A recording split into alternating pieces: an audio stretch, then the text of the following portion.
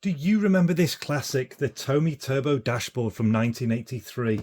This awesome motorised driving toy brought so much joy to me and many others, and today we're going to try and bring this one back to life for a new generation. And that's because this one's been sent in to me by Kevin, who, having found it in storage, wanted to share it with his 4-year-old son. However, there's just one problem: the road has stopped moving.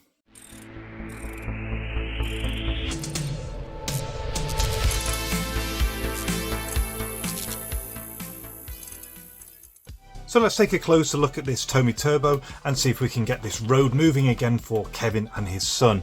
First of all, it's always worth having a look over the whole thing and making sure there isn't anything that might be malfunctioning, and that can be everything from having a shake to moving all the moving parts. So we have the car inside there that will move left to right, and indeed that works fine with the steering wheel. So you can have four gears, 1, 2, 3, 4, as we do on practice. I'll put it at 1, 2, 3, 4.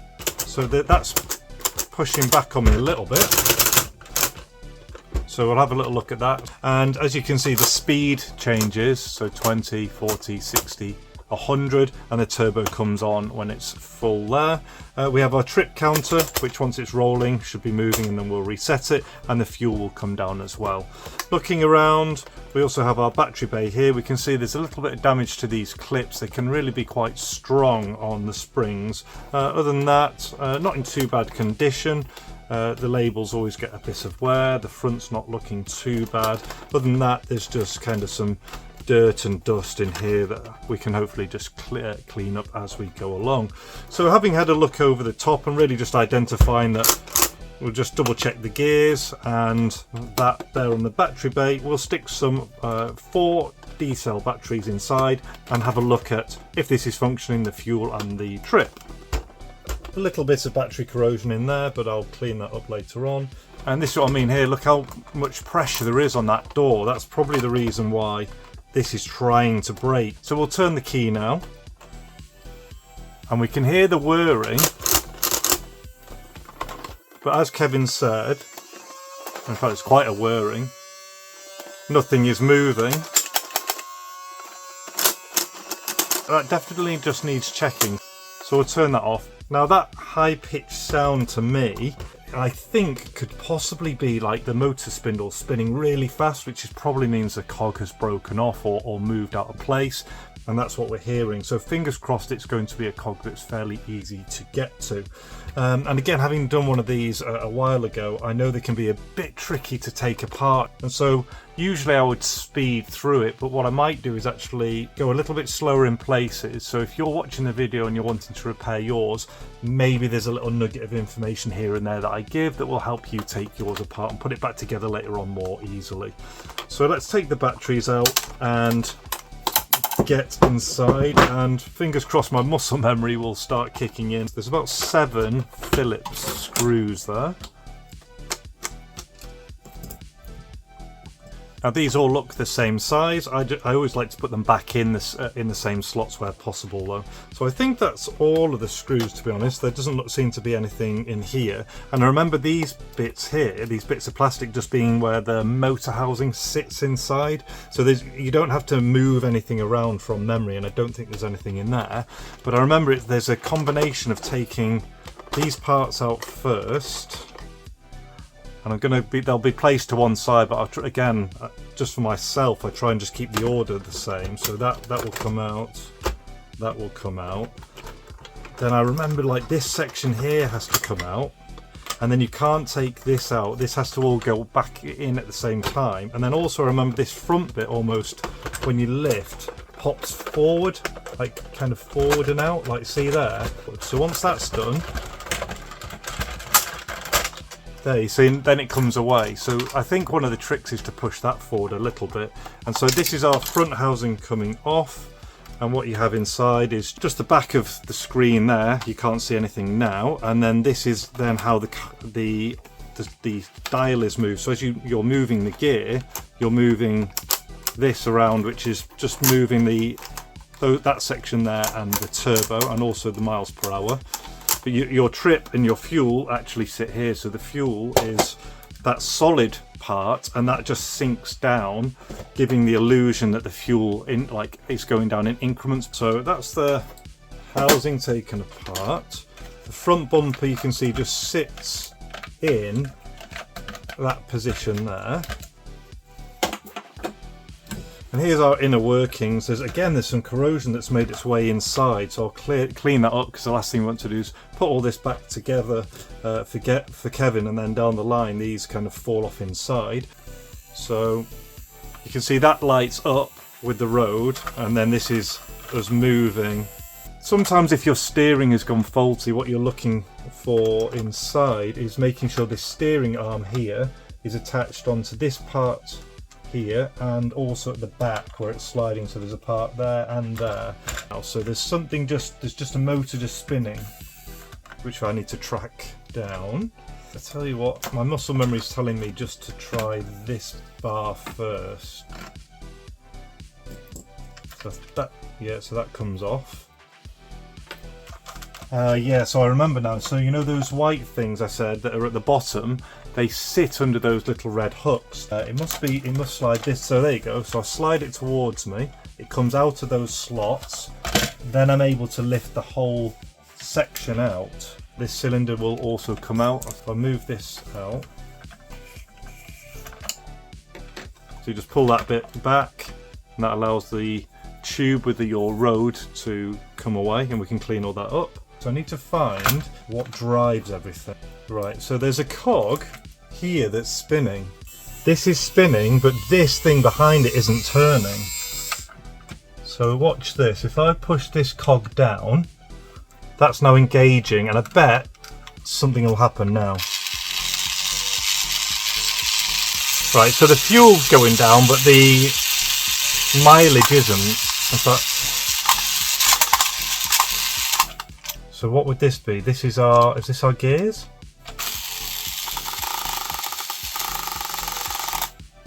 So there is something a little bit off, isn't there, with that gear mechanism. Right, what I'm going to do is I think I'm going to just take things apart a little further. I don't really want to, but I'm going to have to. For whatever reason, this wasn't turning. It was resetting, but it wasn't turning. Okay, so this should be spinning round from internally. So if I take that out, there's a cog here that's spinning this. As this spins, it's supposed to be spinning on there, and then that would then turn our mileage.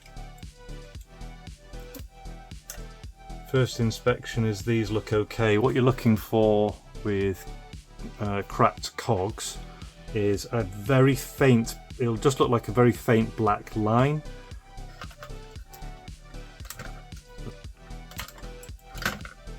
So this one's sliding right off. There it is. So there's basically a crack in that part. Hopefully I'll have a spare one, otherwise I'll have to order it in. Unfortunately I don't seem to have any exactly the same. Okay, after a lot of looking, unfortunately I don't have an 8 spindle cog of the right size. So I'm just going to, I think I might as well have a look a little further in case I need a different type cog that also needs ordering.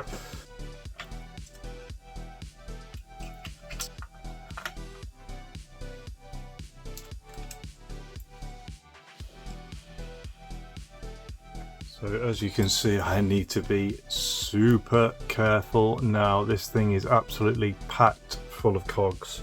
So what I'm going to do now is just try very carefully look at each one at a time. I haven't been able to find any of the faults, so all I can really do is just make sure I've done my due diligence. So I'm just going to slowly go around, clean everything up, give it all a double check and rebuild it.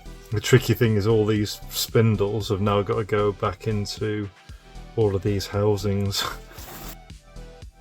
Welcome back to the bomb site, and I would not wish putting that back together on my worst enemy. It takes forever, but I have got it all back together, and I think I'm making a bit of progress, because what I did was I went through every cog, I took it all apart, I cleaned it all, I lubricated it all, I just wanted to reseat everything. And what you can see now is when I turn it on, this cog is now moving, and I understand the internals a little bit better. So if I turn it on now, Depressing this engages the 3 sets of gears, which was the green one on the inside. This would be your first gear, and you can see the road at the top moving left to right like that. You can see that cog moving, which was the one with the over there with the 2 on. So I just need to kind of maybe put this back together. I feel like that's supposed to be some kind of cut-off.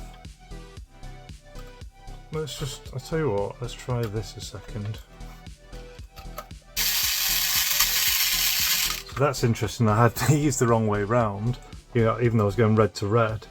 And what kind of cued me onto it was, how does this thing stop? And there was a little pin that sits underneath this, so as this comes down it covers the pin up, and a figure as well. That's why the numbers weren't turning, because they were just turning to 0. Right, fingers crossed. You turn it on, reset the fuel. There we go. So the road's moving. Our fuel panel is slowly coming down as well. Lovely, right, so that's all looking to be working. So I'll keep rebuilding this because I want to get it to a place where I can just put the cog in.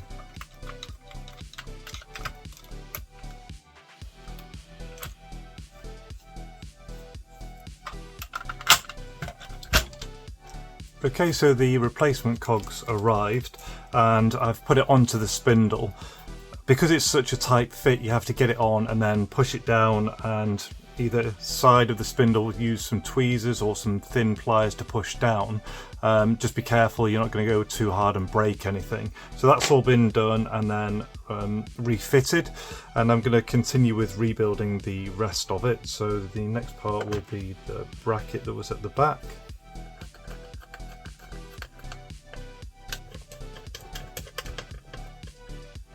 And the next part will be attaching this into here, but I thought I'd show you how it works.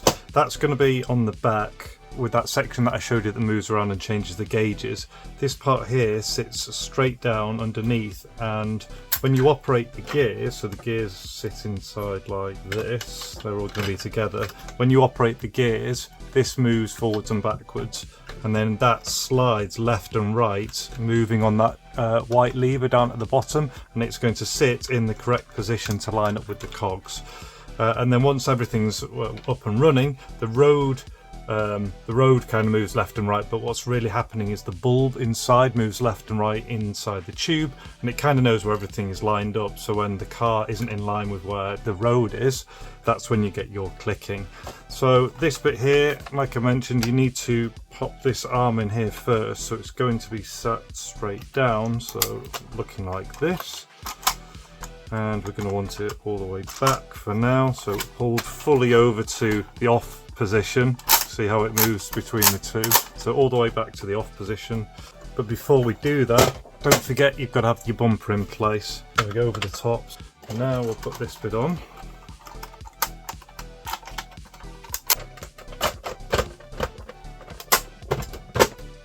The car's still moving, and then we've got a little bit of the gear lever in there, and this is where you kind of have to fish it out and put this onto the bottom, and then that's going to be pointing down. And then onto here. In fact, I'll need to lift up again. So wherever neutral is going to be.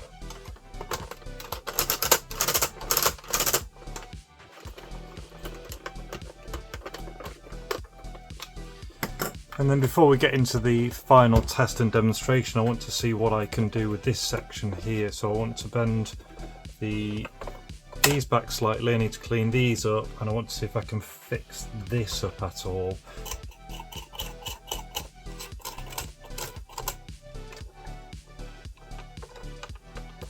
For this next part, I'm going to try something a little bit different to improve this. I'm going to use some mouldable plastic, and then we're going to wait around a minute until everything goes nice and transparent, and start kneading it together, so kneading in the white colour. And then what I'm going to do is take a small amount off. With the shape made, I'm now just going to super glue it into place, and hopefully it will just give it a tiny bit of extra support and cosmetically look a little bit better as well. Just going to get out my smoothing tool.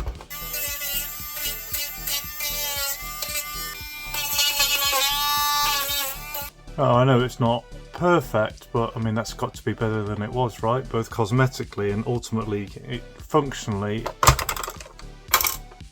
That's going to put less stress on anyway, just taking a tiny bit off. Still going to push up, but I think that's better than it was. I'm happy with that. Question is, does it work? It does. So why don't I clear all this away and we'll get into the final summary and demonstration. And here it is, all put back together, and really there's only one thing left to do, but before we do that, let's quickly summarise what I've done. This was sent in by Kevin, who wanted to enjoy it with his 4-year-old son, but unfortunately the road was no longer moving. Having stripped everything down, I identified that the culprit was a cracked cog on the motor spindle. Having repaired that, there were still some issues, particularly with the trip computer, and so I had to go into that box of cogs. I individually checked them before cleaning, lubricating and rebuilding.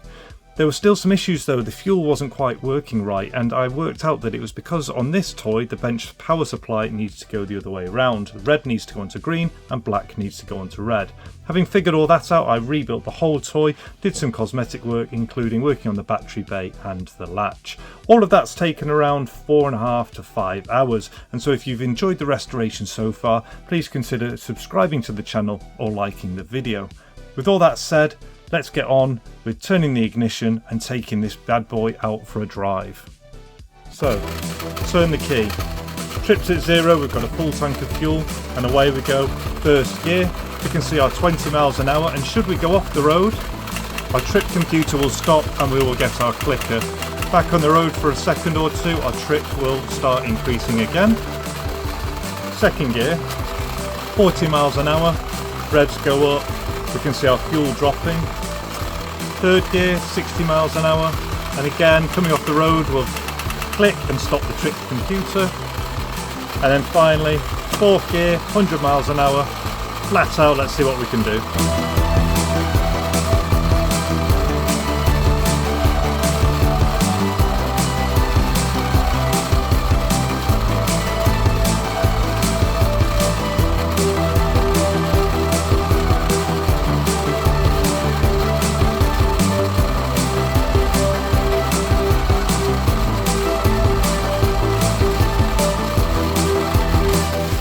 And there we go, the petrol has run out and our score would be 49. I think a top score is around the mid 60s, and you can reset there, full tank of fuel, your trip is back to 0.